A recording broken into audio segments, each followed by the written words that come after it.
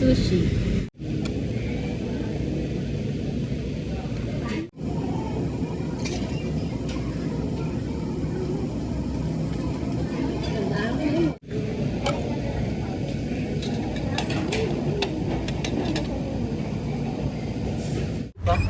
Mag-hotpot tayo ngayon for today's video. Nandito ko ngayon sa isa sa paborito kong kainan dito sa Dubai. Ito ang Little Lump. Ayan po ang loob ng kanilang restaurant. Ang maganda dito sa halagang 69 dirhams, may unli buffet ka na bukod sa kanilang unli sangyupsal.